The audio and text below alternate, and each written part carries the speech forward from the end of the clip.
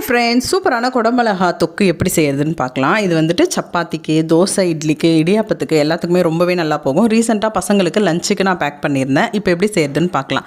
ஒரு கடாயில் கொஞ்சமாக எண்ணெய் விட்டுருக்கோம். இந்த மாதிரி அரிஞ்சு வச்சுருக்கிற குடமிளகாய், அதுக்கப்புறம் வெங்காயம் இதெல்லாம் சேர்த்து லேசாக வதக்கிட்டு உப்பு போட்டு எடுத்து வச்சுக்கிறோம். இப்போ அதே கடாயில் கொஞ்சம் எண்ணெய் விட்டுட்டு 1/4 ஸ்பூன் அளவுக்கு சீரகம் போட்டு அதில் அரிஞ்சு வச்சுருக்கிற வெங்காயத்தையும் போட்டு நல்லா வதக்கிக்கிறோம்.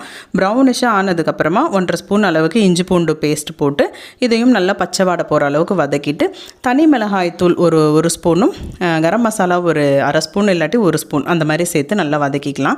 கட் பண்ணி வச்சுருக்கிற தக்காளியையும் இதில் நம்ம சேர்த்துக்கிறோம். தக்காளி கொஞ்சம் சிம்மில் வதக்கிட்டோம் அப்படின்னு சொன்னால் குழஞ்சி வரும். அப்போ வந்து தேவையான அளவுக்கு தண்ணி சேர்த்துட்டு நம்ம வதக்கி வச்சுருக்கிற இந்த குடமிளகாய்களையும் சேர்த்து நல்லா கொஞ்சம் நேரம் அப்படியே மூடி போட்டு ஒரு 5 நிமிஷம் வேக வச்சு எடுத்துட்டோம் அப்படின்னு சொன்னால் சூப்பரான கிரேவி ரெடி. தேவையான அளவுக்கு உப்பு சேர்த்துட்டு கொஞ்சம் கொத்தமல்லி தழை அது மேலே தூவி இறக்கிட்டோன்னு சொன்னால் அமக்கலமாக கமகமன்னு டேஸ்டான குடமிளகாய் கிரேவி ரெடி. எனக்கு லக்கீலி 3 கலர் குடமிளகாவும் கிடச்சிது. பசங்க ரொம்ப ஜாலியாக விரும்பி சாப்பிட்டாங்க. பாப்பாவுக்கு பூரிக்கு தான் இந்த மாதிரி சைட் டிஷ் ரொம்ப பிடிக்கும்ட்டு பூரி கேட்டா. இவன் பையன் வந்துட்டு சப்பாத்தி கேட்டிருந்தான். எனிவே ரெண்டுத்துக்குமே இது ரொம்ப நல்லா போகும் அப்படின்ற மாதிரி அன்றைக்கி லஞ்சுக்கு இப்படி தான் செஞ்சு கொடுத்துருந்தேன்.